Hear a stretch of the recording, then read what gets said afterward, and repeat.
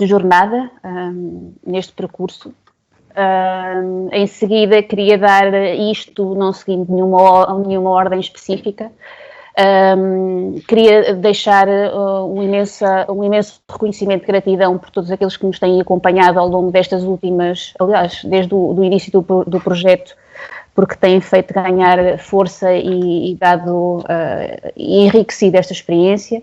E depois, claro, queria agradecer ao professor Jaime Gouveia por ter aceito o nosso convite para participar nesta nossa ronda pela história, pela cultura, pelos sistemas todos que se tocam entre eles. E gostava também de deixar uma palavra já agora de agradecimento à Sandra, que é uma amiga em comum que permitiu, conseguiu, através da mediação dela, fazer este contacto. Por isso, estes são os meus agradecimentos. Depois, passo para tentar, como é que eu ia dizer? Estou até um bocado... Eu queria apresentar o professor. O professor Jaime Gouveia é professor de História. Foi licenciado pela Universidade de Coimbra, é mestre também em História Moderna. Sabemos que tem um particular interesse pela história das alminhas da Inquisição e pelos pecados da Idade Moderna. Sabemos que é o foco da sua investigação e do seu trabalho. Mais recentemente, o professor, com uma bolsa pós-doutoramento, esteve e é ainda colaborador na Universidade do Amazonas, se não estou em erro, certo, professor? Sim, sim. Colabora ainda, embora estando um pé cá, um pé no Brasil, mas leva um bocadinho de Portugal ao Brasil e traz um bocadinho do Brasil a Portugal, que é, como nós falámos ontem, o que interessa neste intercâmbio de ideias, de culturas e história que, no fundo, temos em comum. Também queremos aproveitar esta altura para lhe dar os parabéns pelo recente prémio que ganhou, pelo artigo que fez. É sempre um bom contributo não só para a cultura, mas para o próprio país, e por isso lhe devemos esse reconhecimento, e por isso ainda nos torna a nós muito mais honrados, sentimos-nos muito mais honrados de o ter connosco nesta entrevista. Bem-vindo, professor. Eu vou só deixar o João, que quer dizer umas palavrinhas. Sim, João. Muito obrigado, Jenny. Obviamente, para agradecer o professor também pela disponibilidade para estar aqui a falar connosco e para contribuir um pouco para este nosso projeto. Eu, para dar todo o palco ao professor e à Jenny, só queria dizer aos nossos amigos que estão a ver isto online, pelo Facebook, quer pelo Facebook do grupo, quer pelo Facebook do projeto Ericsson também, que se tiverem alguma questão, basta colocarem lá no chat e depois eu, na altura certa, quando for mais propício, depois coloco a questão ao professor também, ok? Ok. Obrigado, uma vez mais. Obrigado, João. E então, desta forma, eu passo a palavra ao professor Jaime Gouveia. Nós vamos trazer aqui um tema que o professor até comentou que provavelmente era um bocadinho ao encontro daquilo que nós temos vindo a falar. Não era propriamente ligado com a história, mas é tudo ligado com a história, não é? Vamos falar do folclore e do que é que ele significa, quais são os incentivos que faltam, qual falta o reconhecimento, e por isso eu passo-lhe a palavra a si para nos dar um primeiro contacto com o que é o folclore. Muito bem, então muito boa tarde a todos. Quero começar também por agradecer-vos pelo convite que me fizeram para partilhar um bocadinho este tema hoje aqui, que é um tema que eu gosto bastante e que há outras pessoas que também gostam e que eu acho que até é pertinente. E portanto, agradeço aos três. Eu gostaria de os felicitar por esta iniciativa que têm vindo a desenvolver, que me parece que é muito interessante e muito importante, sobretudo nestes tempos que nós vivemos, não é? Em que ainda estamos um bocadinho confinados e onde se tornou, de certa forma, moda comunicar por esta via, mas vocês têm vindo a desenvolver uma iniciativa que é original, porque hoje em dia quase que se pode dizer que quem não faz uma live por dia não está na moda, não é? Mas vocês fazem muito mais do que isso, porque têm aqui um grupo que é sobretudo internacional. Vocês dizem isso e muito bem, e eu acho que essa dimensão internacional é muito importante, que é pôr em contacto pessoas dos vários continentes, e isso ainda ganha ainda mais interesse. Portanto, obrigado. Também relembrar aqui o nome da Sandra, que foi efetivamente quem mediou aqui esta minha participação, e dizer-vos que estou muito feliz em estar aqui com vocês hoje, para partilhar um bocadinho e refletir em conjunto sobre este tema, sobretudo por 3 razões. Primeiro, porque hoje é o Dia Mundial das Bibliotecas. E portanto coincidiu, foi uma feliz coincidência, tem muito a ver com, enfim, património e de certa forma até com folclore, não é? Porque folclore também tem a ver com a literatura, e portanto a questão das bibliotecas tem uma ligação bastante interessante e importante a isto que estamos hoje aqui a fazer. Depois, porque não há muito tempo nós celebramos em Portugal o Dia Nacional do Folclore. Foi no dia 31 de maio. Durante muito tempo a Federação de Folclore Português, bateu-se no sentido de conseguir que, enfim, fosse reconhecido um Dia Nacional para o Folclore. E a Assembleia da República, não há muito tempo, sancionou essa proposta, de tal forma que todos os anos, no último fim de semana de maio, existe um dia consagrado ao folclore. E depois, a terceira razão, porque este tema parece-me muito, pertinente no tempo que estamos a viver, porque é de conhecimento público que existe um programa televisivo com bastante audiência, que são as 7 maravilhas da cultura popular portuguesa. E, portanto, o que se lá passa e, sobretudo, a maneira como esse programa está montado, dá ainda mais sentido àquilo que nós vamos hoje aqui falar. E para responder à pergunta, essa primeira questão, o que é o folclore, talvez começasse por dizer que há ainda muita desinformação no que diz respeito a esta palavra, ao que ela significa, a atividade dos folcloristas.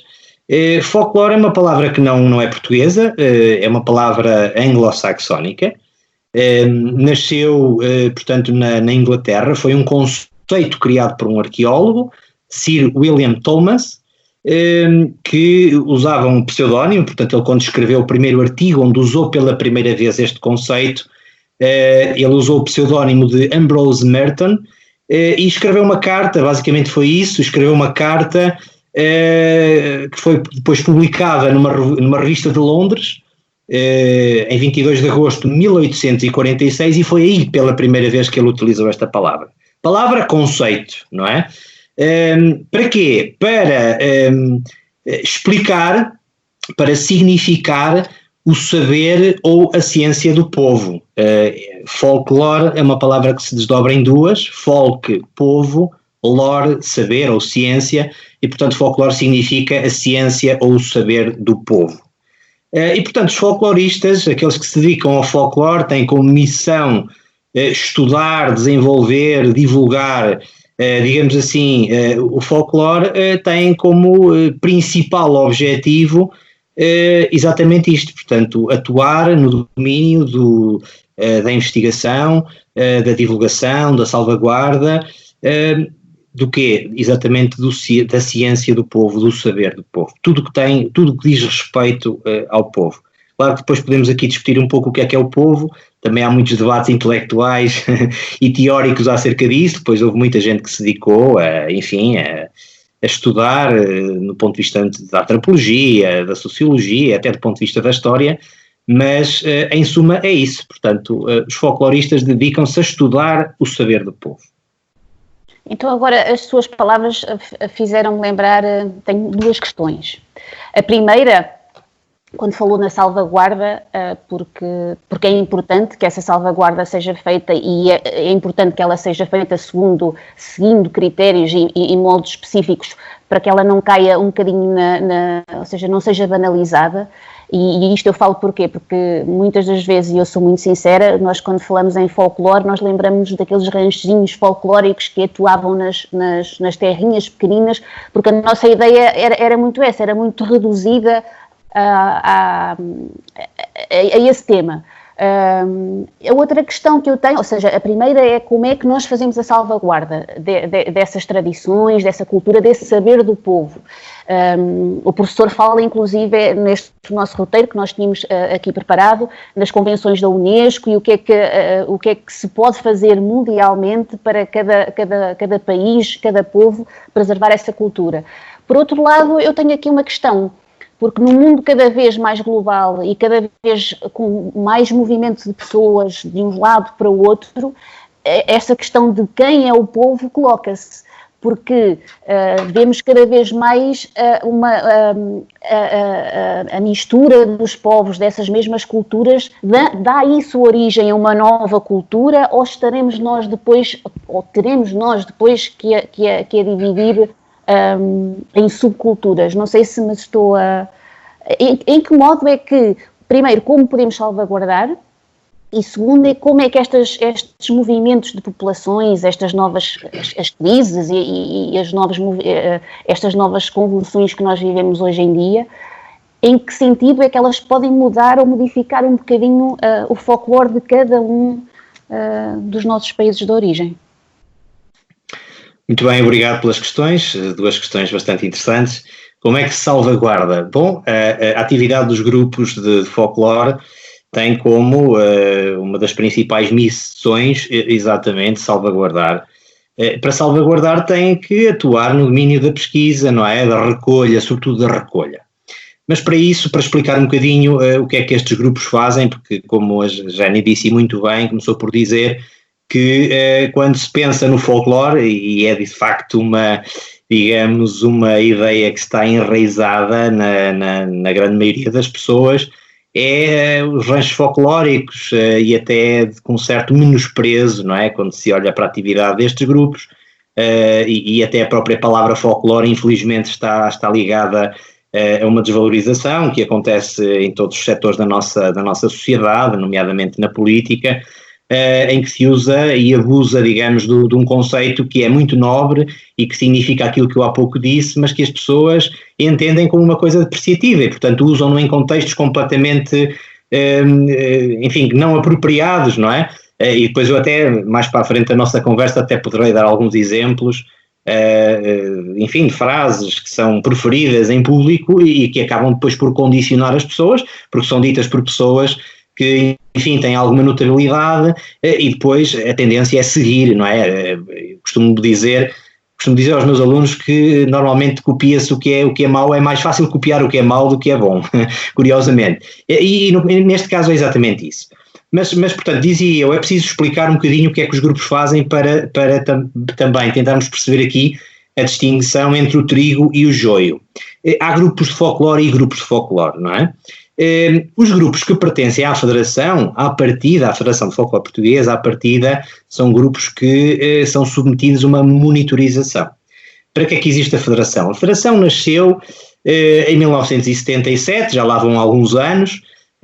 Grupos de folclore já existem desde os inícios do século XX, não é? Portanto, foram surgindo. Portanto, era um movimento desorganizado, que surgiu exatamente para cantarolar, para bailar, não obviamente com um objetivo de salvaguardar ou de estudar a fundo, com rigor, os costumes ou as sabenças do povo. Não era isso que estava em causa. Depois, com o Estado Novo, todos sabemos a instrumentalização que o Estado Novo fez dos grupos de folclore, com uma tentativa de fazer passar uma ideia errada acerca do nosso país, não é? Com aqueles grupos trajados, aqueles grupos do Minho, trajados com ouro, quilos e quilos de ouro ao pescoço, tendendo a fazer passar uma ideia de que Portugal era um país rico, não é? Quando não era, sabemos que não era. e essa imagem podemos até dizer que está um bocadinho, chegou um pouco até à atualidade, mas para dizer que, portanto, a Federação do Folclore Português nasce em 77, exatamente para prestar um auxílio, para regrar o movimento, para monitorizar a atividade dos grupos e para dar, digamos, um acompanhamento mais profundo. E a partir de então, eu diria que esse foi, de certa forma, o ano zero, não é? O ano em que as pessoas começaram a olhar para aquilo que se fazia de uma outra perspectiva.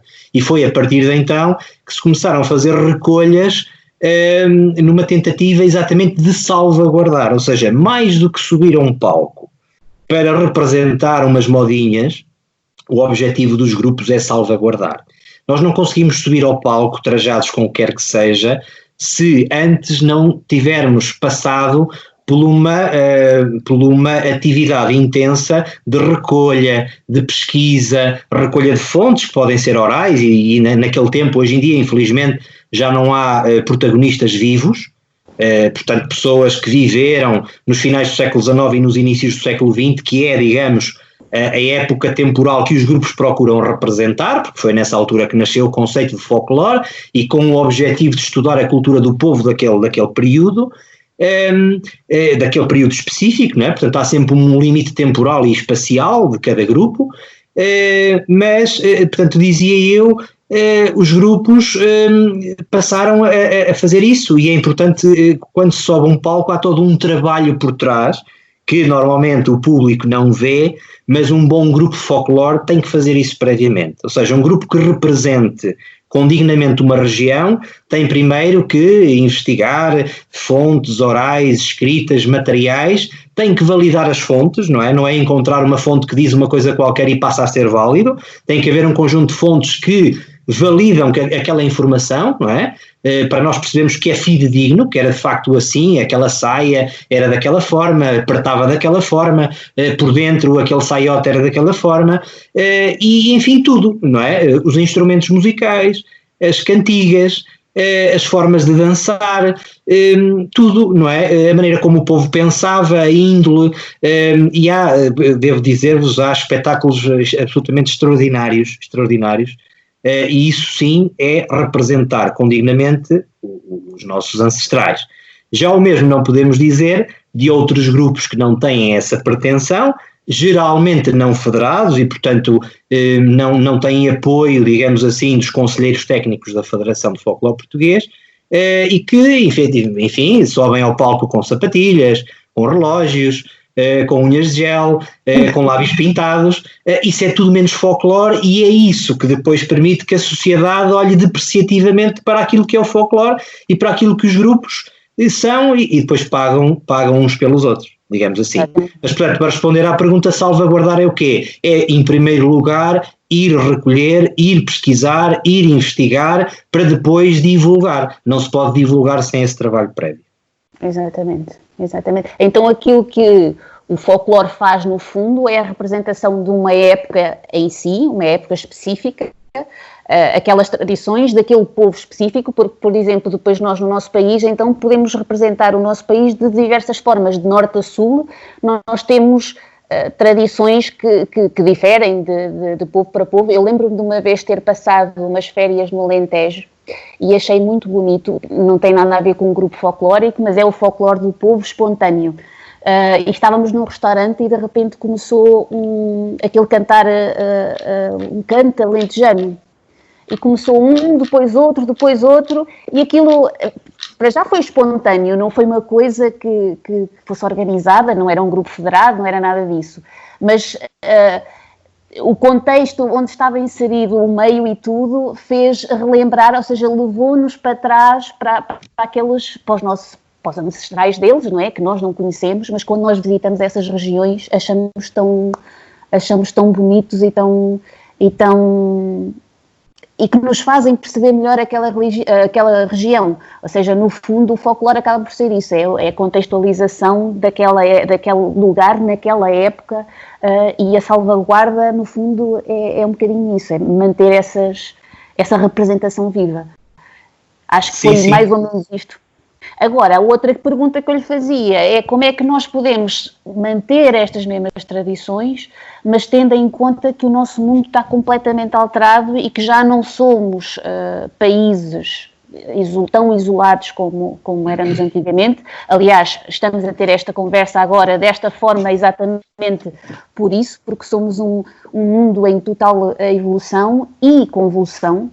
Como é que nós conseguimos, então, desta forma, salvaguardar uma coisa que nos é tão preciosa, sem perder aquilo que nós tínhamos no passado, mas também sem deixar escapar aquilo que nós vamos agarrando agora no futuro, porque faz parte da nossa história? Claro. Sim, efetivamente, o mundo em que vivemos aliás, a tendência é exatamente que este tipo de coisas se percam, porque há uma massificação, uma globalização da cultura, de tal forma que nós acabamos por ser seres padronizados, digamos assim, e não apenas do ponto de vista do país, não é? Falamos de uma escala global, o objetivo é esse, não é? A questão da língua, o inglês, a predominância do inglês e por aí afora.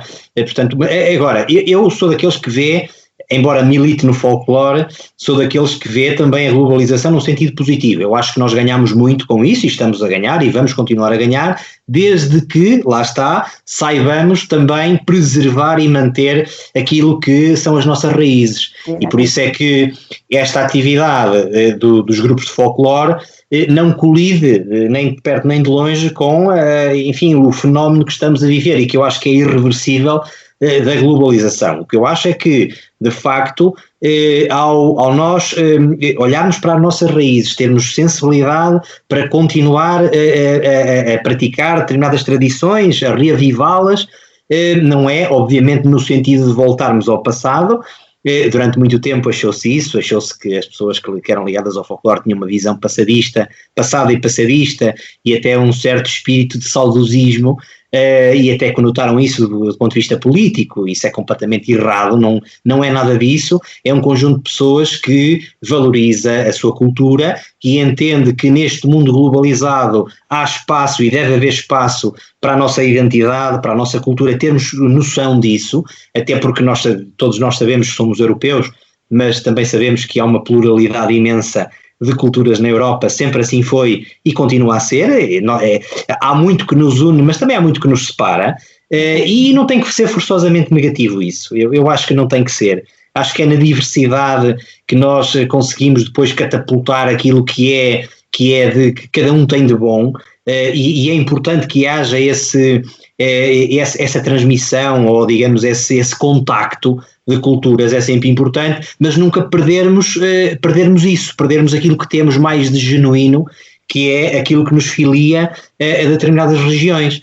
E o movimento folclore tem em conta isso, não é? As diversas formas de falar, aliás, não deixa de não ser interessante, e é o folclore que nos mostra isso. Olhando para um país tão pequeno como Portugal, a diversidade era absolutamente extraordinária. Exatamente. A maneira como as pessoas falavam, a maneira como as pessoas vestiam, e por vezes 3, 4 quilómetros, as povoações separadas por 3, 4 quilómetros limítrofes eram profundamente distintas. Pensavam de formas distintas, dedicavam-se a coisas diferentes. Sim. Isso é fantástico.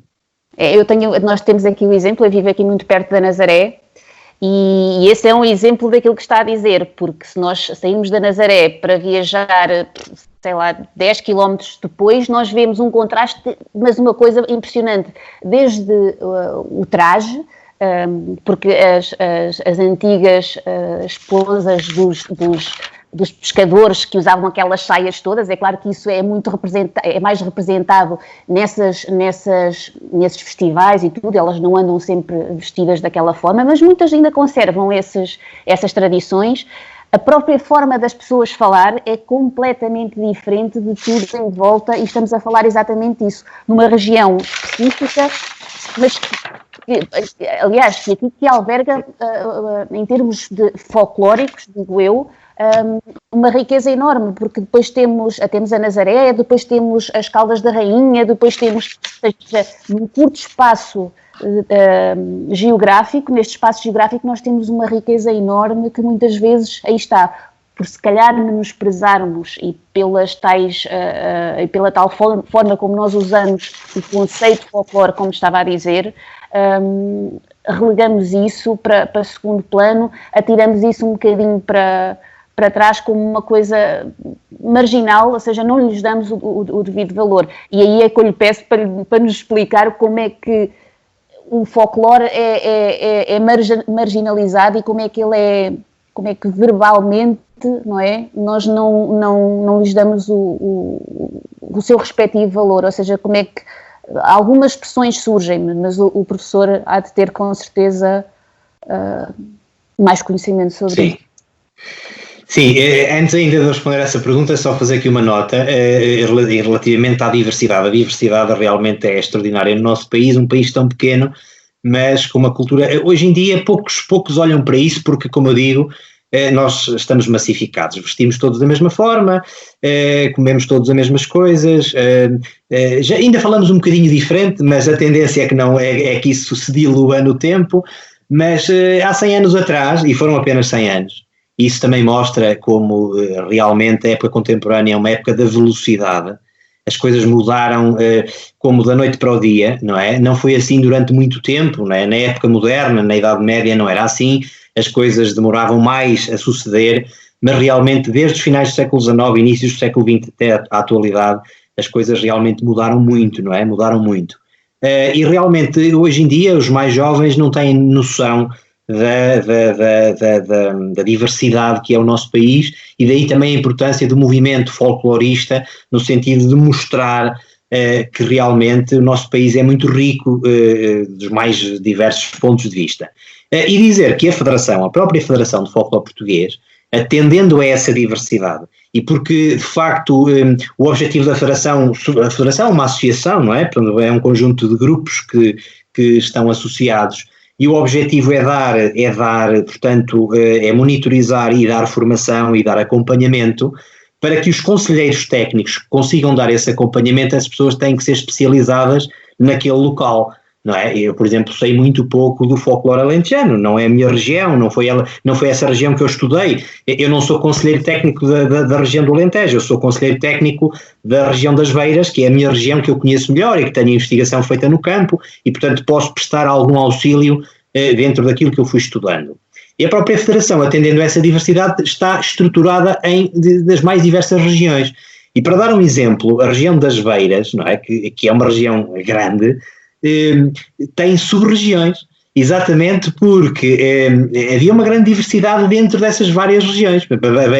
Temos a Beira Alta Serrana, temos a Beira Baixa, temos a Beira Alta, Viseu, Dão Lafões e Terras do Demo, portanto 3 sub-regiões dentro da região da Beira Alta.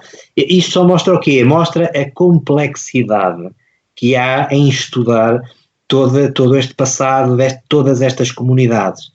E eu só tenho pena de facto que este trabalho que tem vindo a ser desenvolvido pelos grupos, que é um trabalho extraordinário, não seja ainda muito conhecido da nossa população. Aquilo que as pessoas conhecem a propósito do folclore, o que é? É apenas os bailaricos, os festivais de folclore em que os grupos fazem um desfile, sobem a um palco, atuam 4 ou 5 modinhas durante 20 minutos e vão embora.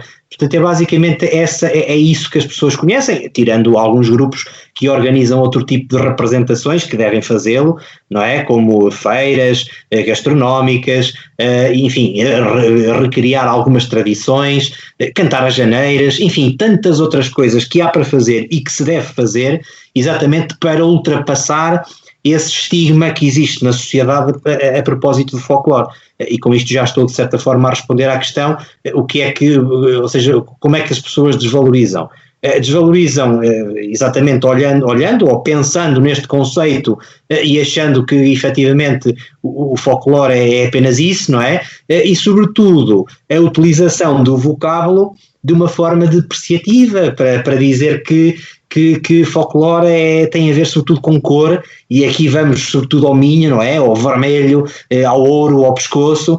O folclore é muito mais do que isso. Infelizmente, durante muito tempo existiram alguns festivais com prémios, não é? Portanto, os grupos representavam e no final davam um prémio à melhor atuação. Ainda bem que isso acabou, não é? Porque o folclore é todo autêntico, é todo genuíno, é todo importante e não faz sentido nenhum dar taças ou dar prémios, ou o que quer que seja, porque bem representada a cultura de um povo, tanto é importante na beira alta serrana em que as pessoas andavam todas rotas, não é? E ainda hoje os grupos andam todos rotos.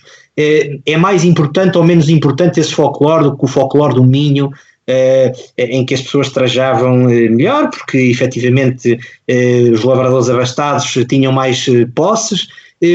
Nós não podemos distinguir. Todo o folclore, sendo genuíno, sendo autêntico, é importante. E, portanto, não devemos dar prémios a uns e não a outros consoante o gosto, porque o gosto é subjetivo, não é? Eu posso gostar de uma coisa e o vizinho do lado não gostar. E como dizia um grande folclorista que foi o fundador, foi o primeiro presidente da Federação, Augusto Santos, ele dizia que o bonito é inimigo do autêntico, e é uma realidade. Quem quer o bonito, quem quer vestir bonito para aparecer de forma bonita num palco, para se fazer mostrar ao público, não está a ser autêntico, não está a ser genuíno, não é? E, portanto, a melhor forma de valorizar o folclore é exatamente perceber isto é fundamental.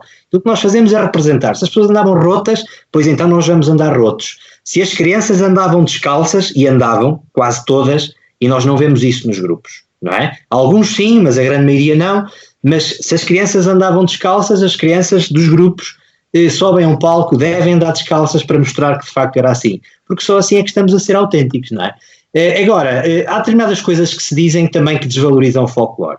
Uma delas diz-se que o Minho é a catedral do folclore.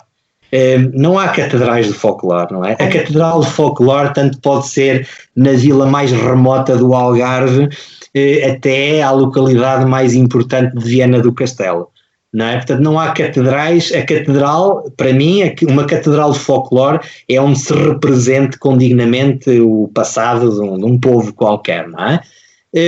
Depois, outro estigma que existe relativamente à palavra é a maneira como ela é utilizada, não é? Nós vemos diariamente nos jornais os nossos políticos a utilizar de forma depreciativa a palavra.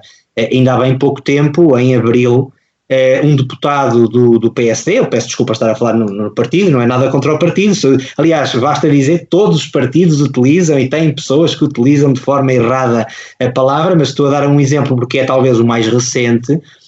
Um deputado do Partido Social Democrata disse que, a propósito do conjunto, dizia ele, abusivo de leis acerca da situação de pandemia, que não estava disponível para participar no folclore da política. E, portanto, é este tipo de expressões, não é, que desvalorizam a palavra folclore como se fosse uma coisa pejorativa, como se fosse uma coisa má, como se fosse uma coisa a evitar. Ora, os mais jovens e as pessoas menos familiarizadas ao ouvirem isto reproduzem este tipo de concepções, e é isto que desvaloriza o folclore. Exato, reproduzem sem saber o real significado, e se nós formos ao real significado é tudo menos isso que o que esse político estava a dizer, porque era como o professor Jaime estava a dizer, que se for bonito tem que ser genuíno. E essa palavra folclore, normalmente eu olho para ela quando ela é utilizada, descontextualizada, aliás, e esse sentido pejorativo tem a ver com a representação, como uma atuação com alguma falsidade. É isso que se pensa relativamente quando se fala que qualquer coisa é folclórica, descontextualizada do sentido da palavra em si. E por isso é que aqui, no fundo, entramos em negação, ou seja, uma coisa tão bonita que é aquilo que representa a nossa cultura e o nosso saber, o saber do povo, está a ser utilizado esse vocábulo para induzir as pessoas no sentido completamente contrário, ou seja, também tem que haver responsabilidade das próprias instituições e aqui voltamos, como nós temos falado em sessões anteriores, muito na educação, e essa educação que há de ser não só também em casa, parte de casa, mas tem que vir muito de trás, tem que vir serem as próprias instituições a preservar, disto digo eu, aquilo que é nosso e a demonstrá-lo. E aqui é que eu pergunto, de que modo é que a Federação pode fazer chegar este tipo de conhecimento e qual é, pode ou não aproveitar esta onda novas tecnologias, porque nós sabemos que o futuro está nos jovens de hoje. Os jovens de hoje passam a vida praticamente a olhar para um computador ou para um telemóvel. Todas as tradições que nós tínhamos na nossa idade, e eu falo por mim, aquela coisa de chegar a casa tarde porque estávamos a jogar um jogo qualquer, que era um jogo que já vem de há anos e que os nossos pais já nos ensinaram, e aquelas coisas, isso perdeu-se. Como dizia, nós temos tendência a padronizar-nos. Se sermos todos iguais, a não haver essa distinção e essa feliz diversidade e a bonita diversidade que existe, por exemplo, num país tão pequenino, mas com esta diversidade toda. Como é que a Federação pode e deve, juntamente com as outras instituições, e falo instituições com mais poder ainda no nosso país, levar e fazer chegar o folclore às pessoas que, como eu, por exemplo, fazia uma ideia muito menos real do que aquilo que ela na realidade representa, a palavra e o folclore em si. Sim, muito bem. Portanto, a Federação tem, de facto, tentado esbater um bocadinho esta ideia. Claro que ainda com algum insucesso, porque são precisas mais medidas, é preciso que as pessoas, cada um de nós, cada um dos folcloristas vá transmitindo esta ideia, que corresponde, enfim, de certa forma, a explicar verdadeiramente em que é que consiste este conceito e o que é que os folcloristas fazem.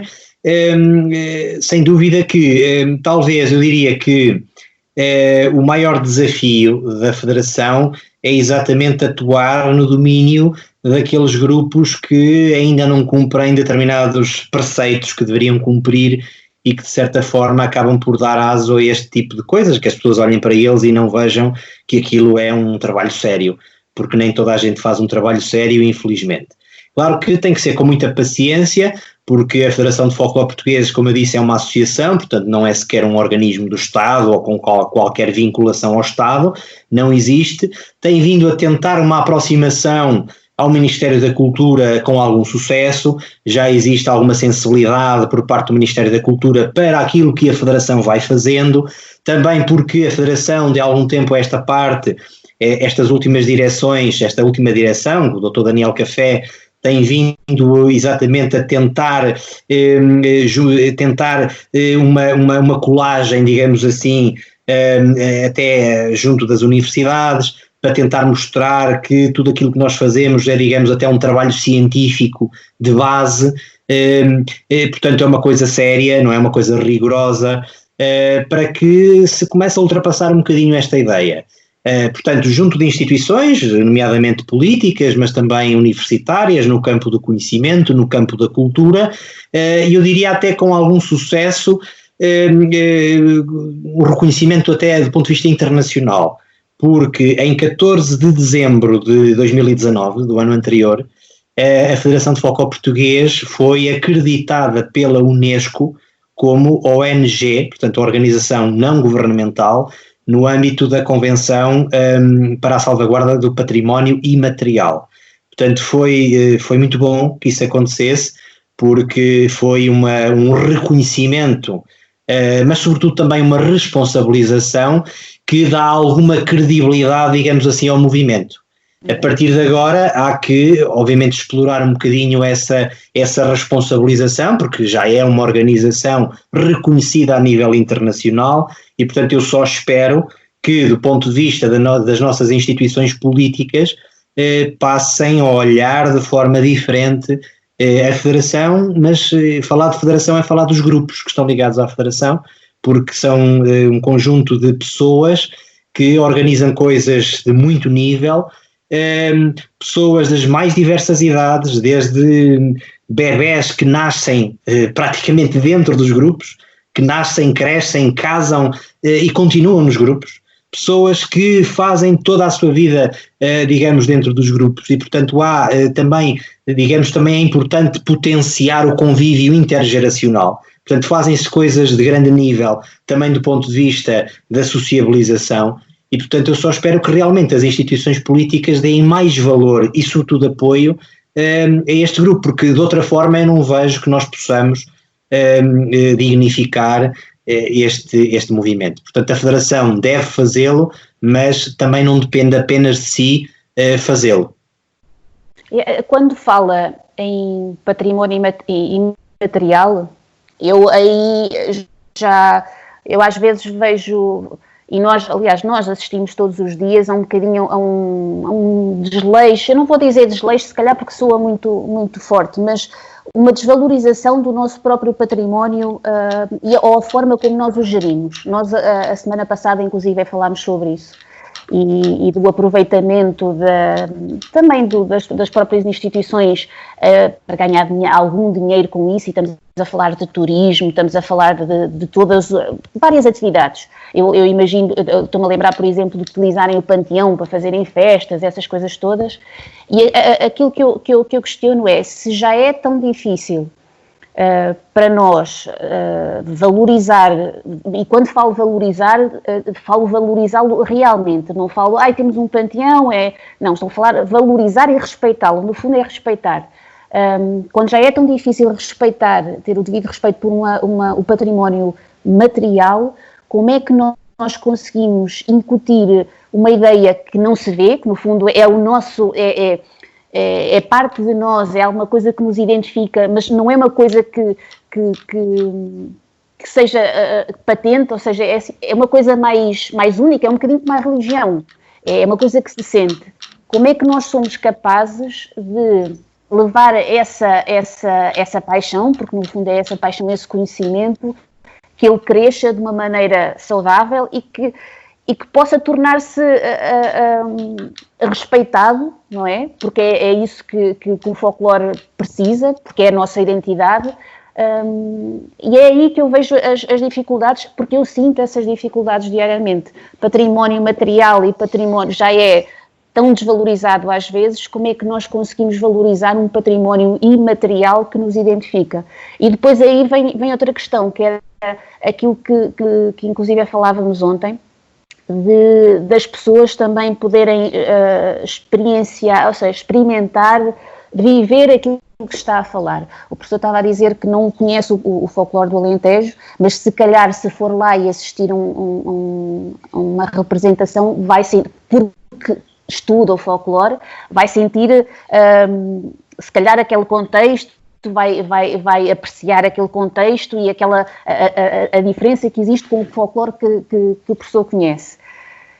Levar um bocadinho de cada região aos diferentes pontos do país poderá ser uma forma de valorizar e de respeitar esse mesmo folclore, ou seja, trocar, fazer um intercâmbio desta coisa imaterial que no fundo nos une e que nos torna portugueses, porque nós somos portugueses por isso mesmo, porque somos este conjunto de povos com as nossas diferenças, com as nossas semelhanças, mas somos portugueses porque temos este nosso folclore. Esse intercâmbio era uma das possibilidades, por exemplo? Sim, sem dúvida. Eu acho que essa é uma das vias, e é uma das vias que nós fazemos muito.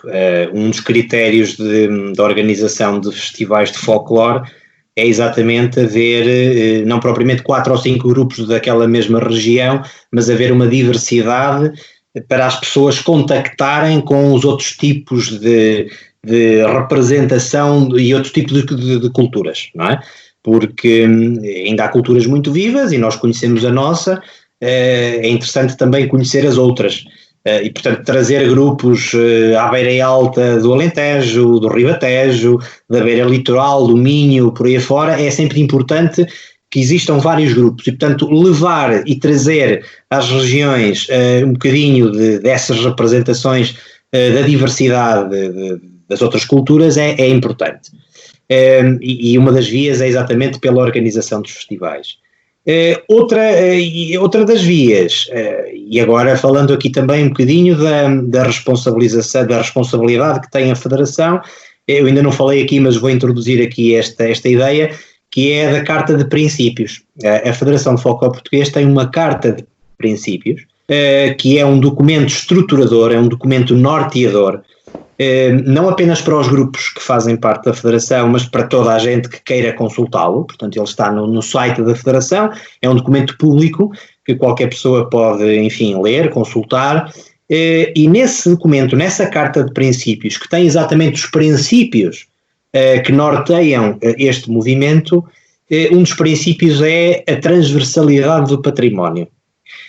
Portanto, o que aí se diz, ou de acordo com este princípio, os grupos de folclore não devem dedicar-se apenas a salvaguardar um dos tipos de património, mas todos os tipos de património, porque eles são transversais, eles tocam-se, não é? Eles entrecruzam-se, eles estão em contacto.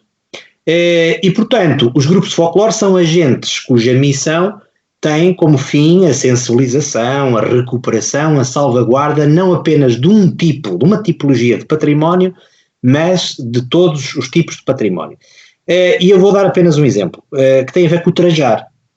É tão importante descobrir o modo como as pessoas trajavam, não é? Encontrar peças originais, fontes orais ou escritas que falem dessas peças, para nós utilizarmos essas peças, ou utilizarmos cópias, não é? Porque ninguém vai utilizar uma peça original, era um atentado à salvaguarda, nós queremos reproduzir fielmente as peças e representar, mas importa tanto isto, como importa também saber como os nossos ancestrais confeccionavam esses trajes.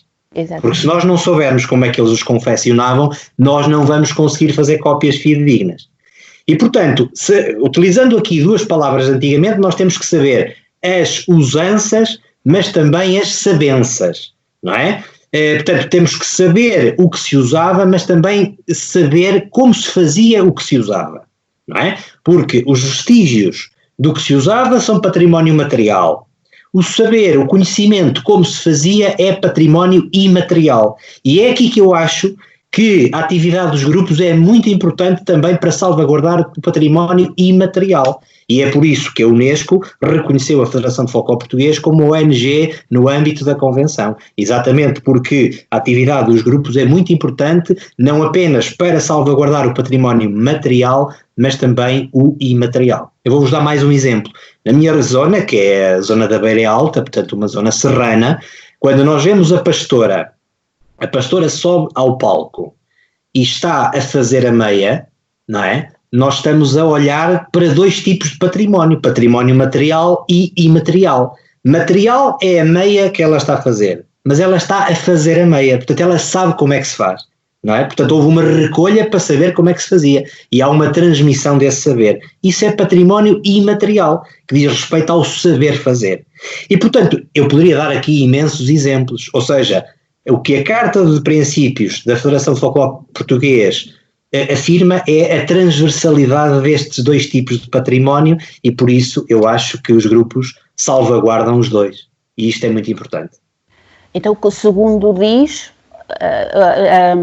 o folclore no fundo aproxima-se muito da antropologia em termos de conhecimento, em termos da cultura, dos povos e até da forma científica como faz essa mesma recolha de fontes, sejam elas orais e escritas. Por que não juntar as duas coisas? Ou seja, nós temos, por exemplo, e por que não, eu falo por mim, o João também está no curso de História, e eu tive a cadeira de Antropologia das Religiões. Eu tive História no passado. Por que não, por exemplo, entrar por aí, porque esse folclore faz parte da nossa história, faz sim parte da nossa história, por que não entrar por aí e fazer chegar talvez um bocadinho desta imaterialidade, mas materializá-la num estudo? Eu não sei se me estou a fazer entender. Ou seja, sim. É não deixar que a palavra se desvaneça naquele sentido negativo que nós conhecemos, mas introduzi-la logo na educação, educar as próprias crianças, logo quando elas são pequeninas, introduzi-las ao próprio folclore, à cultura delas, à herança delas. E é aqui que eu falo às vezes e já falámos disso antes, que eu gostava de ver um bocadinho de uma renovação do nosso ensino, da forma de nós ensinarmos, um bocadinho às vezes também como vemos em moldes de países europeus, e levá-lo mais, e não estamos a falar, porque às vezes as pessoas têm com facilidade se caem nos extremismos e falar em nacionalismos, não, estamos a falar em preservar a nossa identidade, e se nós estamos a falar nisso, por que não introduzi-la na escola? Por exemplo, como a antropologia.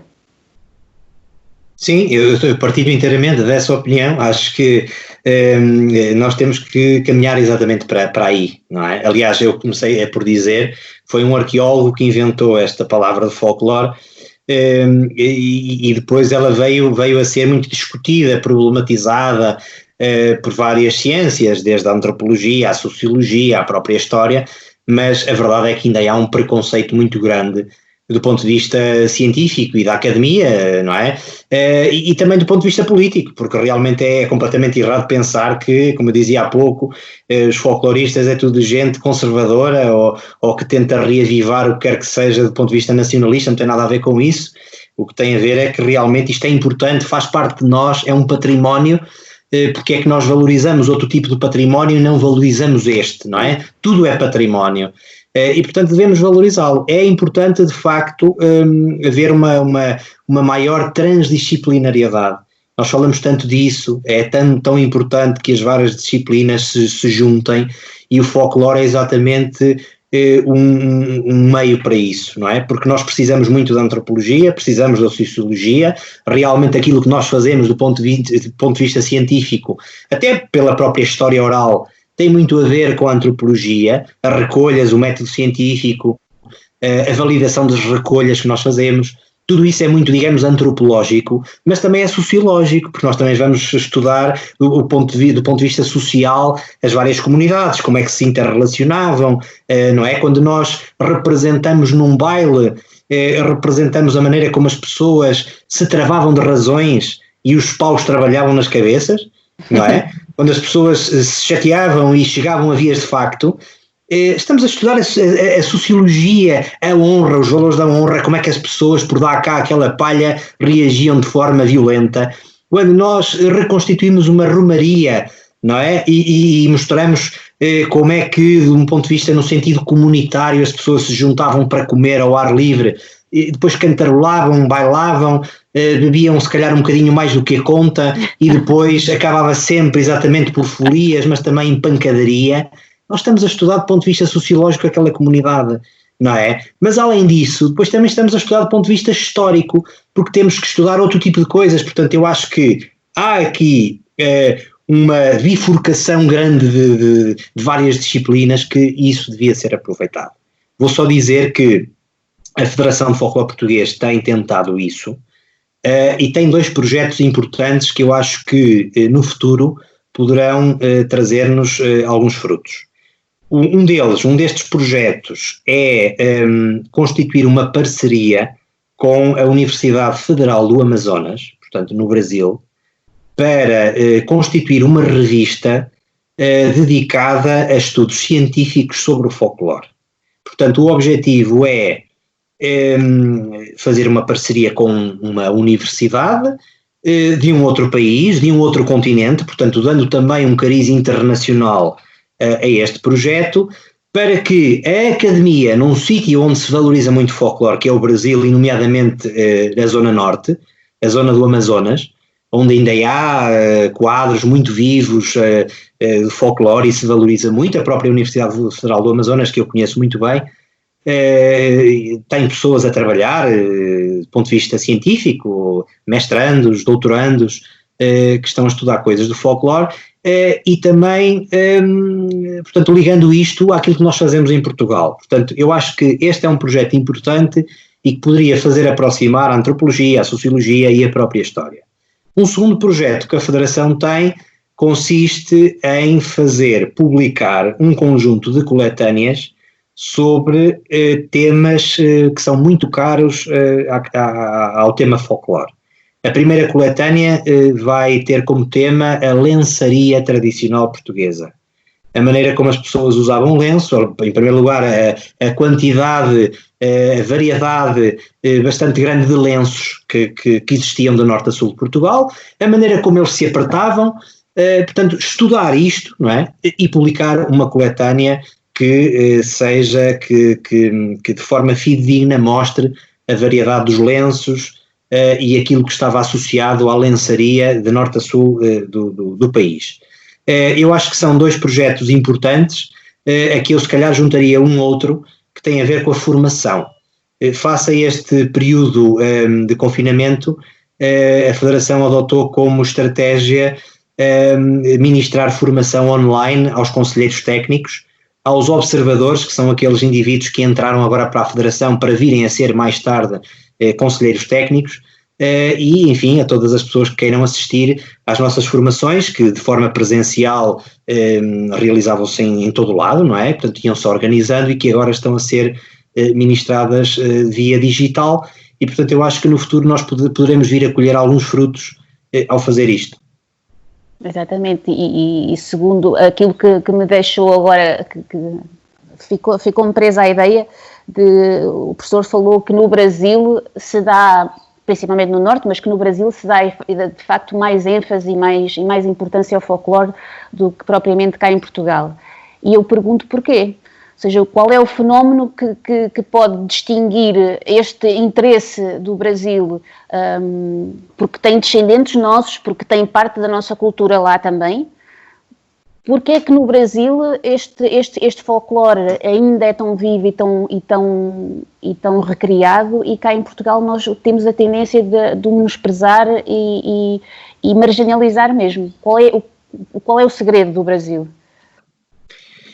Bom, o Brasil é muito maior que Portugal e, portanto, talvez seja por aí. Portanto, há muito mais gente que dedicada a este tipo de coisas, e ainda há, digamos, uma concepção diferente. Por exemplo, a zona norte do Brasil, pelos movimentos indígenas, pela preservação de alguns traços característicos, talvez seja por aí.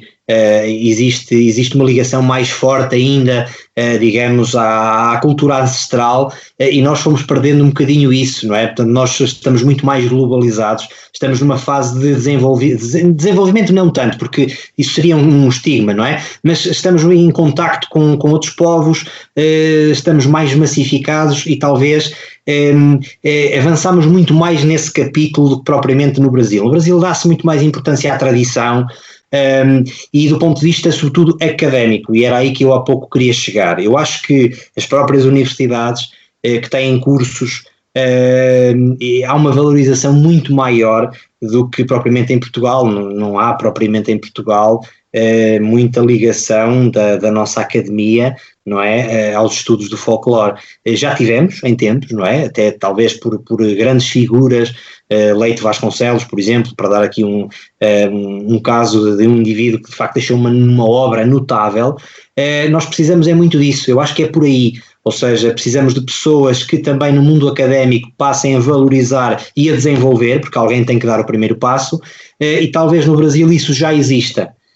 Eu notei isso quando vivi lá, portanto eu não acho que é tanto pelos portugueses, porque realmente ainda há muitos descendentes de portugueses com algumas associações importantes e que valorizam isso, não é? Aliás, já agora aproveito para dizer que dos associados da Federação, nós temos muitos grupos no estrangeiro, não é? Claro que a grande maioria são grupos de Portugal, mas nós temos nas comunidades uma representação muito importante. Nós temos atualmente cerca de 20 grupos efetivos e 7 grupos aderentes.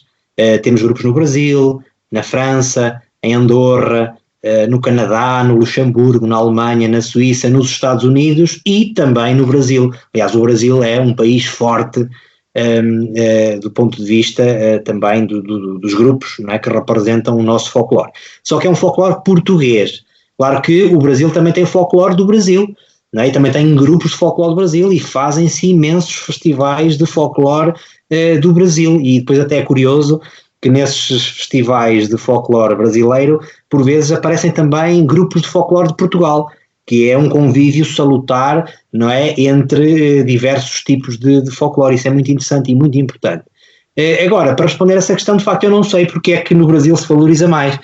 O que eu acho é que nós temos de facto que continuar a nossa missão e sobretudo fazer aquilo que eu dizia há pouco, portanto dialogar mais e conseguir mais parcerias com várias instituições, desde o ponto de vista político ao ponto de vista da educação, as universidades.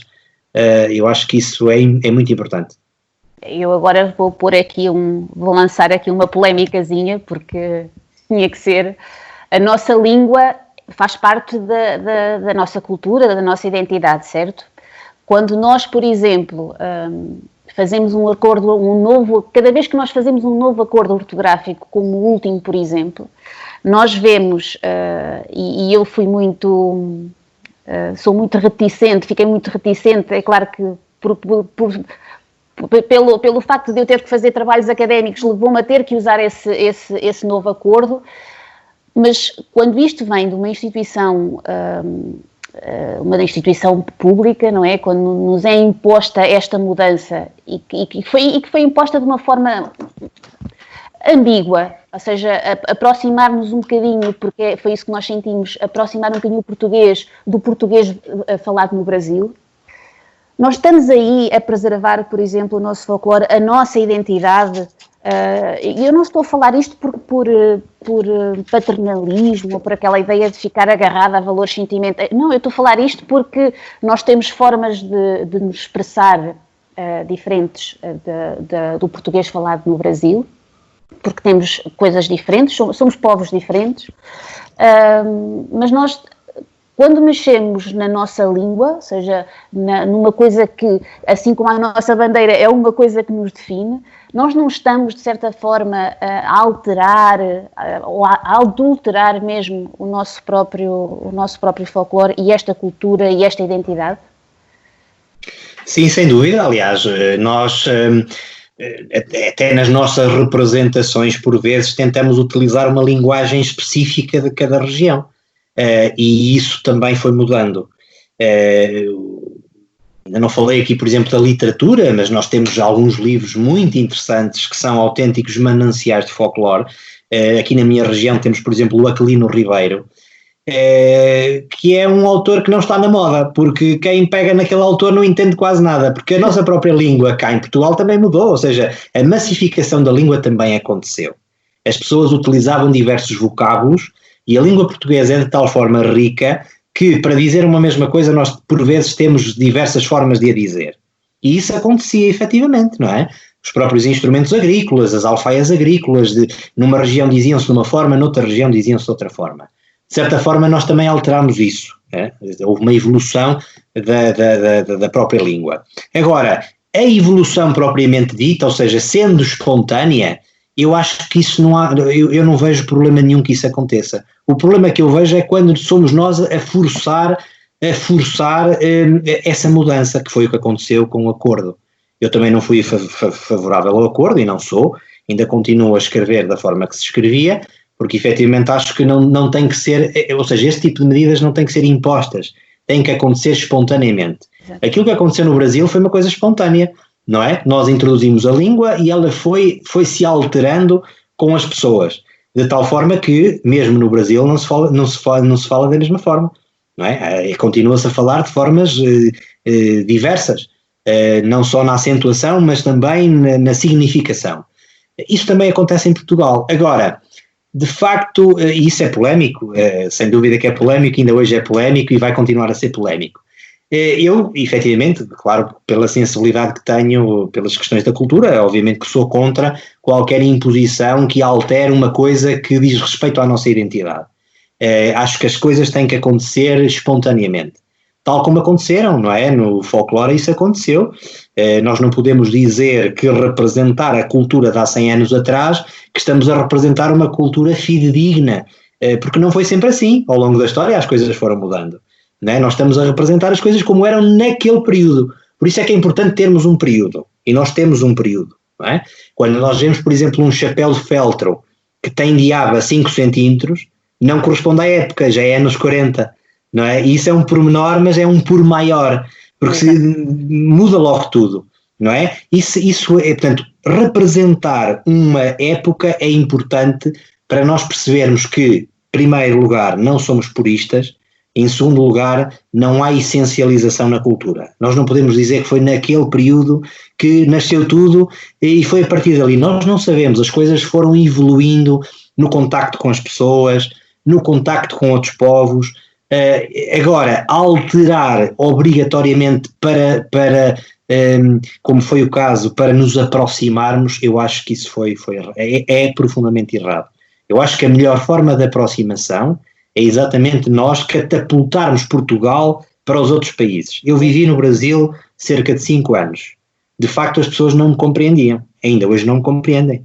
Eu dei aulas lá, na Universidade Federal do Amazonas, e por vezes sentia a obrigação de fazer como os jesuítas faziam no século XVI, que era entrar efetivamente no vocabulário do próprio local, para me fazer entender. Porque se eu estava a lecionar, eu também queria, sobretudo, era que a minha mensagem passasse, não é? Obviamente não perdendo a minha própria linguagem, e aqui e acolá introduzindo palavras que me perguntavam o que era, e às vezes até era interessante nós conversarmos um pouco sobre isto, não é? Porque nós temos palavras que no Brasil querem dizer coisas absolutamente diferentes e às vezes até muito interessantes, não é? Mas isso é uma coisa, não é? Nós, de facto, não se sente Portugal no Brasil. Não se conhecem os cantores portugueses, não têm novelas portuguesas como nós temos as novelas brasileiras, não há tantos portugueses assim no Brasil de forma a que as pessoas contactem com portugueses. Portanto, nós em Portugal conhecemos muito a cultura brasileira, não é? Conhecemos muito a gastronomia, há muitos brasileiros, falamos com eles, temos as novelas, a música brasileira inunda-nos, não é? Isso é bom. Agora, não existe um movimento contrário. E, portanto, a melhor forma de aproximação não era alterar a língua, não era fazer uma convenção, não era fazer um acordo, era projetar Portugal no estrangeiro. Isso é que eu acho que era importante. Exatamente. Eu não sei, João, se queres colocar alguma questão. Eu gostava de aproveitar esta altura para colocar, porque as redes sociais explodiram um pouco e temos algumas questões. Se o professor me permitir e se a Jane me permitir também, eu colocava algumas. Pode ser? Com certeza. Então temos uma da Maria Magdalena dos Santos que diz: como podem os grupos recolher cientificamente os dados de há 100 anos atrás, quando nestes anos o fenómeno das migrações internas alterou o local dos costumes com a transferência delas para locais onde se tornaram modas? Como aceitar como real um testemunho oral de alguém que tem 80 anos, mas que nada sabe de história e dos fenómenos que aconteceram naquele local 80 anos antes dele? Muito bem, é uma pergunta muito pertinente. E sobretudo pertinente para aqueles grupos que se querem formar agora, não é? Para aqueles que se formaram nos anos 70, 80, até 90, não é? Que ainda existiam pessoas com 80, 90 anos, que ainda diziam algumas coisas da sua meninice, ou que se recordavam dos pais, dos progenitores lhes terem falado, era mais fácil. Hoje em dia já é muito difícil, porque nós já não temos protagonistas vivos. E, portanto, formar um grupo de folclore, muitas vezes, cinge-se à cópia fiel de outros grupos, ou da utilização das recolhas, do manancial, do espólio que outros grupos já tenham sobre aquela região. Isso acontece muito com os grupos das nossas comunidades, não é? Na Suíça, na França, por aí afora, eles não vêm cá fazer recolhas. O que eles fazem normalmente é copiar, e não é bom que se copie, desde que se copie bem, e desde que se tenham referenciais bons para copiar, não é? E que se copie o bom e não o mal. Isso não há problema absolutamente nenhum em copiar, e por vezes existem quesílias entre grupos e não têm que existir, porque ninguém é, digamos, dono do património de um povo, não é? Aquilo que eu recolho não é meu, é do povo, e portanto devo disponibilizar, devo partilhar. Agora, essa pergunta é muito interessante, porque há muita gente que partilha efetivamente dessa ideia de que a atividade científica dos grupos tem a ver apenas com a história oral, e não tem. Há muitas outras fontes que devem ser convocadas para a investigação no âmbito do folclore. Eu sou, aliás, um dos grandes apologistas disso, porque sou historiador, e, portanto, eu lido sobretudo com fontes escritas, e sou uma das pessoas que até tem vindo muito a divulgar, a incentivar, a explicar como é que nós podemos recolher fontes escritas daquele período para estudarmos o folclore. E há muitas fontes escritas que nós podemos recolher que nos ensinam, que nos transmitem informações importantes acerca do folclore. E nomeadamente, eu há pouco falei da literatura e vou dar aqui novamente o exemplo do Aquilino Ribeiro. Não sei se estão aqui a ver este livro, Terras do Demo, foi um livro que apareceu, salvo erro, em 1919, que é uma autêntica bíblia do folclore desta região da Beira Alta. As expressões que ele utiliza, os trajos que ele aqui descreve, não é? As calças de cotim, as blusas, as capuchas de burel, é extraordinário ler Aquilino Ribeiro para percebermos como é que as pessoas sentiam, como é que as pessoas pensavam, qual era a sociabilidade do povo, como é que o povo se vestia, e portanto aqui está um exemplo muito claro de uma fonte escrita que nos permite estudar uma comunidade específica. Outro autor é, por exemplo, António de Seves. Não sei se estão aqui a ver este livro também, é dos inícios do século XX, é um conjunto de novelas, e que portanto, enfim, são novelas, e poderão perguntar, então, mas nós podemos confiar na escrita, na literatura oral, sendo isto novelas? Bom, são novelas, mas nós sabemos que existem aqui alguns protagonistas que existiram mesmo, não é? A tia Mariquinhas existiu, nós sabemos isso por outras fontes. O Faca de Mato, que era uma alcunha de um indivíduo que é um protagonista de uma das novelas, o Faca de Mato existiu também. Portanto, a literatura é muito importante para nós estudarmos o folclore, mas depois existem outras fontes notariais, os próprios testamentos, aquilo que as pessoas deixavam, as peças de vestuário que deixavam, do ponto de vista, por exemplo, do ouro, dos adereços, os registros paroquiais. Há uma incomensurabilidade de fontes que nos permitem estudar o folclore e que devem ser convocadas, e há muitos grupos que não fazem isto, é verdade, e que deviam fazer, porque por vezes este tipo de atividade requer um certo grau de especialização, nem toda a gente vai para um arquivo, não é? Para um arquivo distrital, para a Torre do Tombo em Lisboa, mas é uma via possível e importante que nós podemos convocar. Agora, perguntava também porque é que, ou seja, como é que nós podemos confiar numa pessoa com 90 anos que não sabe nada de história? Existe uma coisa existe uma coisa neste método científico da recolha oral que tem a ver com a validação da recolha.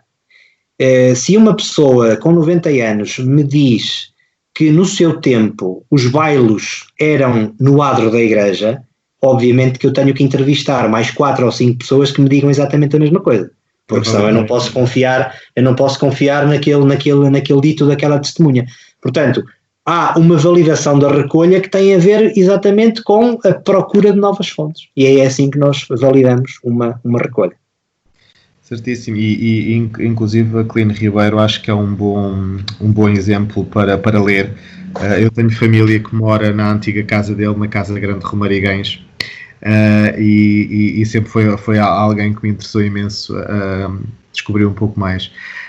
Outra questão que nós temos de Elder Maurício é: a raiz do folclore está relacionada de alguma forma com rituais ancestrais pagãos, ou a sua origem é distinta destes rituais?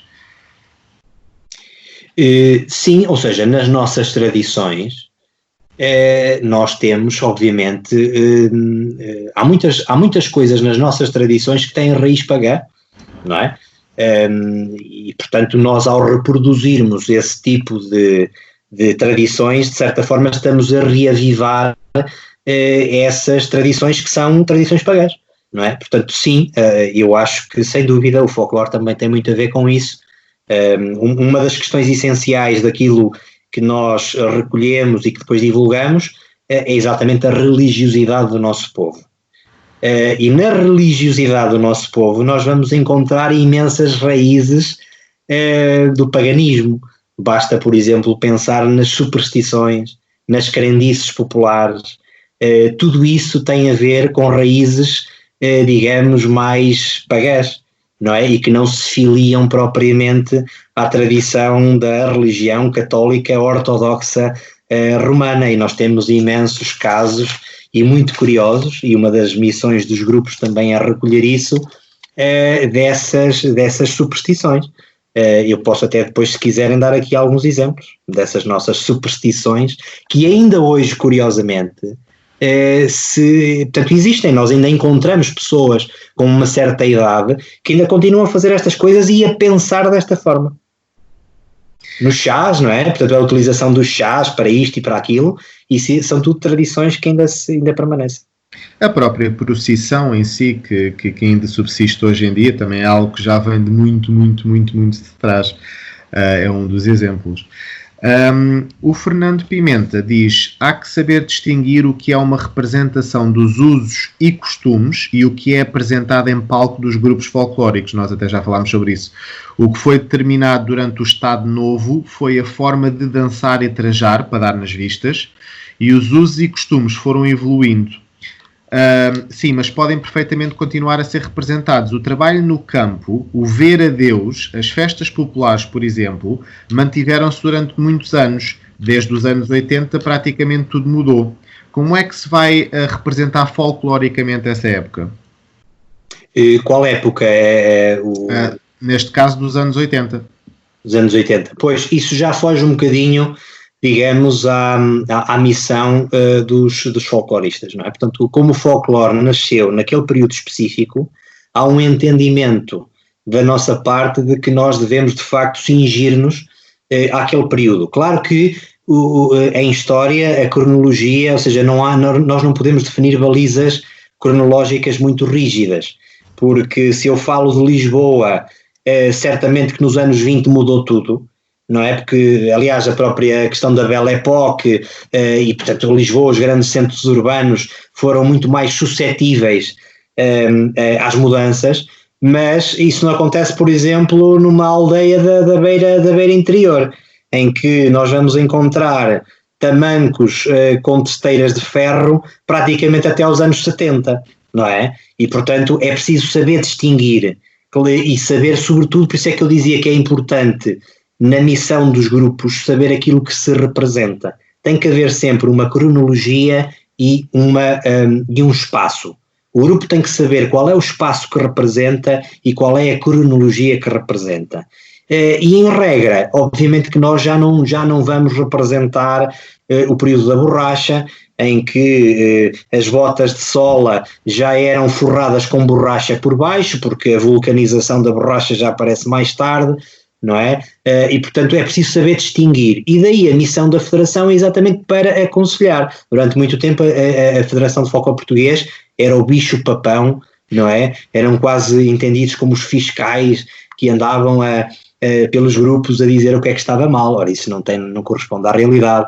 Nós somos pessoas que temos como objetivo exatamente recomendar, não vamos obrigar ninguém a fazer nada, vamos sobretudo aconselhar, dizer qual é o caminho, sobretudo apontar caminhos, mas de facto nós temos que saber isso, temos que saber o que é que representamos. Por exemplo, é comum, e é outro erro, alguns grupos, por exemplo, representarem as marchas.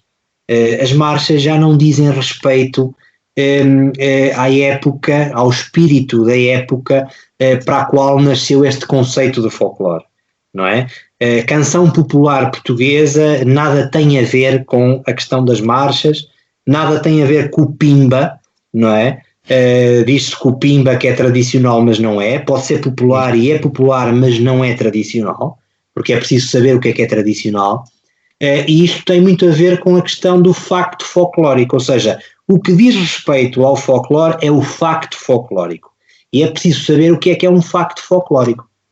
E o facto folclórico tem 6 características fundamentais e tem que ter estas 6 características. Falhando uma delas, já não é facto folclórico e, portanto, já não diz respeito ao folclore. A primeira característica é ser popular. Um facto folclórico tem que ser popular, tem que ser do povo, não pode ser erudito, não é? Ou da alta cultura, da chamada alta cultura. Por exemplo, uma dança palaciana da fidalguia ou da burguesia não é um facto folclórico. É história, é importante estudar, é importante recolher, mas não deve ser representado no âmbito da missão das representações de folclore. A segunda característica tem que ser tradicional, ou seja, tem que ser transmitido de geração em geração e aceite com a mesma força na geração seguinte como uma tradição. Eu dava há pouco o exemplo do pimba. O pimba há quem considere popular e talvez seja, mas mesmo que o seja não é um facto folclórico. Porquê? Porque não é tradicional. não é fundado ou conservado na tradição, não está popularizado na tradição, não foi transmitido entre várias gerações num tempo suficientemente longo ao ponto de ser costumeiro, além de não ser anónimo, que é outra das características que eu já vou dizer. A terceira característica do facto folclórico é a universalidade, ou seja, tem que ser uma manifestação não individual, mas coletiva. Não deve ser um caso excepcional, mas deve ser a regra naquele povo. Eu vou-vos dar um exemplo. Aqui há uns tempos eu fui visitar um grupo numa aldeia da Beira Alta, onde nos finais do século XIX se assistiu a um dos primeiros casos em Portugal de travestismo.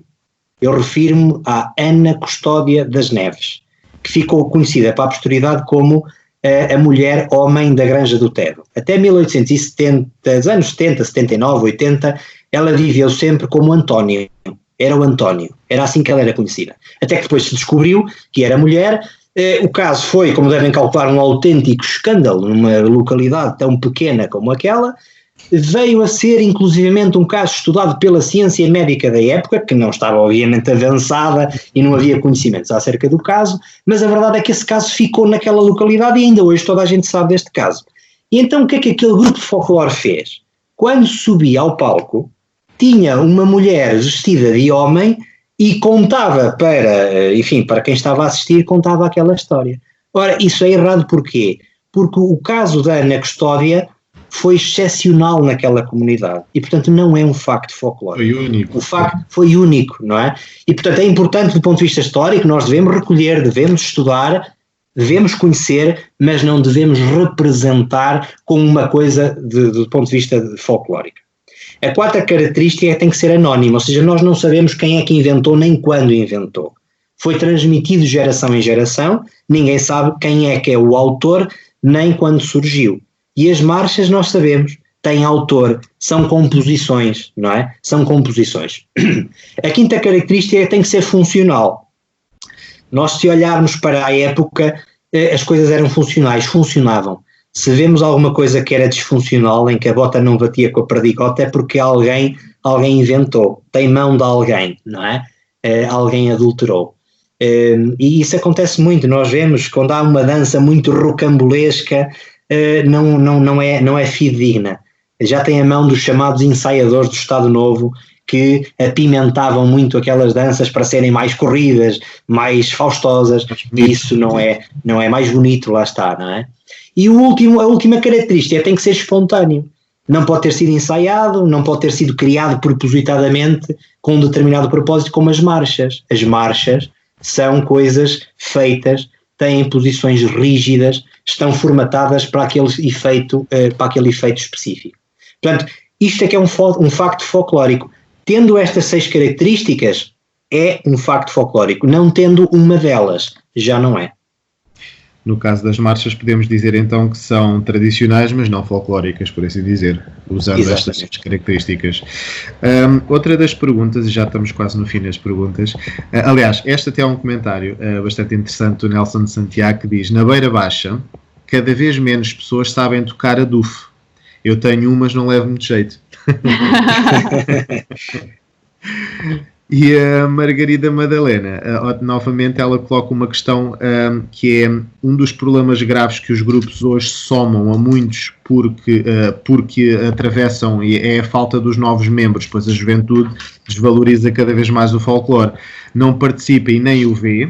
Será que estamos em risco de acabar com essas tradições? Pois, a relação ao adufo, eu acho isso muito interessante, porque realmente é uma coisa muito característica. Aliás, eu penso que é a Câmara Municipal de Idanha Nova que tem uma revista cultural intitulada ADUF, exatamente para preservar, para salvaguardar, e portanto é muito interessante. Eu há uns anos atrás recebi essa revista. E a única coisa que se tem que fazer é de facto aprender, aqui há uns anos atrás o Inatel tinha políticas muito interessantes ligadas à questão da musicologia, de ensinar a tocar estes instrumentos tradicionais, porque realmente já há muito pouca gente a saber, não é? Tocar uma rebeca, tocar o adufo, talvez não seja assim Claro que todos os instrumentos têm a sua dificuldade, mas se falarmos numa viola beiroa, numa viola toeira, numa viola amarantina, há diferenças, não é? Nas cordas, nas afinações. É preciso haver gente a ensinar estas coisas, senão isto desaparece. E isto prende-se um bocadinho com a segunda questão, que é, será que isto vai desaparecer? Ora bom, eu espero que não, e a atividade dos grupos de folclore é exatamente para que isto não desapareça. Agora, sem dúvida que nós temos que transmitir isto às novas gerações, e sem dúvida que as novas gerações têm muitas outras coisas para fazer do que propriamente ao sábado à noite ir para uma associação ensaiar estas modinhas, não é? Porque há muitas outras atividades, há muito mais apelativas provavelmente, e portanto nós temos que saber captar esta gente nova, estas novas gerações para o folclore. Claro que isto é talvez o grande desafio exatamente este, porque como ser apelativo, como é que o folclore pode ser apelativo para estas novas gerações, sobretudo quando nós sabemos que não podemos subir a um palco com batom, com unhas de gel, com tatuagens, com brincos. Como é que nós vamos lidar com isto? É um grande desafio. Obviamente que estamos todos a refletir sobre isso, não queremos excluir ninguém, pelo contrário, queremos que toda a gente participe deste movimento, porque todos somos poucos, e sobretudo as novas gerações, porque eles são o nosso futuro e são o futuro do nosso folclore.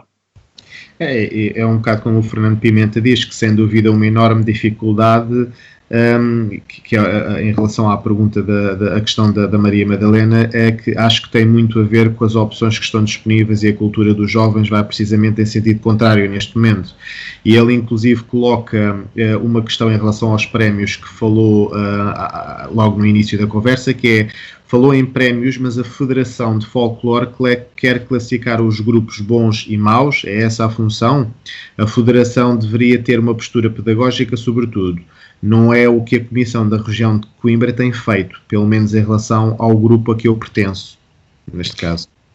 Sim, é um comentário muito interessante, porque realmente é outro estigma. Aliás, há um conjunto de estigmas, há um conjunto de ideias feitas e mal feitas acerca desse tipo de coisas e dessa atividade. Claro que durante muito tempo foi assim, não digo que não, e é pena que tenha sido, mas neste momento nós estamos muito conscientes desses problemas e queremos ultrapassá-los, e a certificação, isso que se falava, esse comentário tem a ver com a questão da avaliação. É que a Federação avalia os grupos, e ainda não há uma consciencialização por parte dos grupos da importância da avaliação, e há até, digamos, uma rivalidade, criam-se rivalidades entre os grupos, entre aquele que está mais bem classificado e aqueles que têm uma classificação inferior, quando o objetivo não é esse. O objetivo da avaliação é que os grupos sejam proativos e que tenham consciência daquilo que podem melhorar. Ou seja, o objetivo da certificação, ou seja, neste momento, a Federação de Folclore Português o que faz é atribuir uma certificação de que aquele grupo é representativo daquela região, desde que tenha uma avaliação superior à nota 7. Portanto, a nota é de 0 a 10. Todos os grupos que tiverem nota igual ou superior a 7 são grupos representativos, ou seja, representam condignamente aquela região. Claro que há uma grelha avaliativa, que é subjetiva, como em tudo na vida. Eu sou professor, a minha vida é essa. Uma das minhas funções, talvez uma das mais difíceis, é de facto avaliar. Eu avalio centenas de alunos por ano. Há alguns que consideram que a avaliação é justa, há outros que não consideram e sentem-se injustiçados. Isso vai acontecer sempre. A avaliação é sempre subjetiva, mas dá-nos uma coisa que eu acho que é fundamental, que é nós termos a capacidade de melhorar. E é isso que nós pretendemos. Ou seja, a avaliação que a Federação põe em prática não é uma competição entre grupos, não é? Pois por vezes nós vemos no Facebook, nas redes sociais, os grupos a dizerem que têm mais que os outros. Não é para isso é subverter o sentido da avaliação. A avaliação nem devia ser conhecida, devia ser uma coisa interna, para nós percebermos sobretudo aquilo que podemos melhorar. Porque ninguém é perfeito, não é? Ninguém é perfeito, todos podemos melhorar. Eu não sei tudo, todos os dias aprendo muito e quero aprender muito, leio muito, e esse é o espírito, não é? Do ponto de vista da Federação, não temos pessoas que acham que sabem tudo, pelo contrário, nós aprendemos diariamente com os grupos, aliás, aprendemos muito, muito com os grupos, com as investigações que fazem, com as recolhas que fazem, e isso é muito importante. Portanto, a avaliação não é para isso, e era importante que nós conseguíssemos fazer alojar no cérebro esta ideia, e eu acho que vamos conseguir, sinceramente. Eu acho que com a missão que estamos neste momento a ter, iremos conseguir mostrar que o objetivo é exatamente evoluir. Eu, da minha parte, para finalizar, só gostaria de deixar uma sugestão e obviamente questionar o que é que o professor acha. Em relação ao folclore, eu, por exemplo, tive 2 experiências, e até já referi isto numa entrevista anterior. Foram 2 experiências extraordinárias. Uma foi na Noruega e outra foi na Bulgária, sendo que a da Bulgária foi das que eu tive mais gosto. Eles têm muitos museus ao ar livre, o qual eles geralmente chamam-lhe museus do folclore. E depois, dentro desses museus, têm diversas cabanas ou casas, tal como eles tinham antigamente, como eram feitas antigamente. E no caso particular da Bulgária, tinha pessoas já de uma certa idade dentro dessa casa a explicar às pessoas que lá entravam como é que, por exemplo, eles na altura faziam os tapetes, ou como é que eles na altura faziam as lãs, e permitiam às pessoas usar e tocar e fazer também eles próprios. Eu pergunto se isso não seria também uma ideia boa para adaptar em Portugal, fazer uma espécie de um museu ao ar livre do folclore, claro, especificamente em cada região, mas se isso porventura não atraria, porque muitas pessoas, e eu falo por mim, acho que hoje em dia gostam de ter aquele contacto físico, não só apenas o teórico, mas poderem ver, poderem mexer, poderem tocar. Não sei o que é que o professor acha. Sim, acho isso muito interessante. De facto, não conheço casos desses por aqui, admito até que possam existir, mas eu não conheço, e acho que é muito interessante isso. É um bocadinho aquela ideia da oficina, não é? De estar, de palpar, de entender, fazendo, participando. Por vezes isso acontece mais em algumas representações que alguns grupos fazem, em que convocam as pessoas a participar. E por vezes isso é interessante, as pessoas sentem-se envolvidas e adquirem uma sensibilização maior. Eu acho que sim, acho que isso é interessante e acho que é importante, e nós tínhamos todas as condições para o fazer. Nós já temos muitos museus etnográficos e é importante tê-los, se calhar alguns não tão conhecidos do que outros, não é? Mas esses museus ao ar livre não temos, e é uma coisa que talvez se use mais de facto nesses países. Eu recordo-me a certa altura ter visitado a Letónia e assisti a um museu que não tinha nada a ver com folclore, era um museu de arte contemporânea, mas era ao ar livre, e havia workshops exatamente para as pessoas participarem naquilo, e era muito interessante, não é? Sobretudo para a população mais jovem, talvez seria uma via, não é? Envolver as pessoas. Correto, obrigado. Só para dizer que o Fernando Pimenta agradeceu pela resposta, e agora vou deixar a Jenny para fazer as considerações finais. Obrigado, professor. Eu já queria agradecer, foi muito, muito rica esta nossa conversa, aprendi imensa coisa que e de facto desconhecia. Ainda estava lá do lado do rancho folclóricozinho, com a identificação do folclore em geral. E queria também reforçar aquilo que o João estava a dizer, e acho que sim, essas oficinas, eu acho que Portugal tem todas as condições, e nós temos tanto turismo que podemos aproveitar nesse sentido, de dinamizar mais a nossa cultura e de mostrar dessa forma. Se calhar é a maneira mais rápida que eu vejo de tentar salvar ainda aquilo que nós temos, que é muita coisa e que é muito precioso mesmo, e de certa forma unindo um bocadinho o turismo às camadas mais jovens, porque cada vez mais se movimentam entre países, porque peço desculpa, mas o meu gato acabou de passar à frente do meu computador, cada vez os jovens cada vez viajam mais e cada vez também, e isso é notório, se interessam mais pelas culturas dos próprios países, e isso vê-se. Eu tenho uma amiga minha que se farta de viajar e uma das preocupações dela é perceber o país para onde ela vai, e se calhar era uma das formas de nós conseguirmos preservar isso, era agarrar naquilo que nós já temos e torná-lo uma vantagem em vez de uma desvantagem, porque o que eu vejo é um bocadinho o turismo a descaracterizar a cultura portuguesa, economicamente pode ser muito viável e mas de facto para a nossa cultura pode ser algo que não nos traga propriamente mais-valias, por isso se calhar uma ferramenta e não o contrário. De resto, queria agradecer imenso, queria agradecer ao professor Jaime, queria agradecer a todos os que estiveram connosco a acompanhar-nos, quero agradecer ao João e deixar mais uma vez o meu agradecimento também especial à Sandra, que possibilitou estes encontros, que como nós estávamos a falar ontem, que em períodos de confinamento eu tenho vindo a conhecer realmente pessoas fantásticas como o professor Jaime, como outros professores que nós já entrevistámos aqui, e por isso é de coração cheio que eu agradeço imenso esta entrevista. Peço desculpa pelo meu gato, eu estava a tentar que ele não passasse aqui, mas não consegui segurá-lo. O gato já faz parte das entrevistas. Já faz parte. Muito bem, eu que agradeço, aproveito já agora também para reiterar os agradecimentos pelo convite, foi um prazer, obviamente, estar aqui com vocês que organizaram e também as pessoas que estiveram a assistir.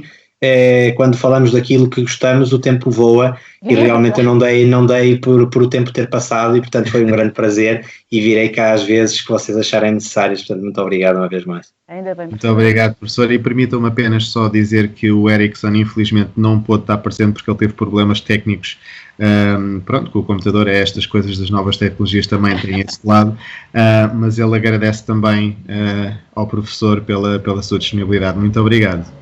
Obrigado. Obrigado. Até à próxima. Até à próxima, obrigado. Até à próxima.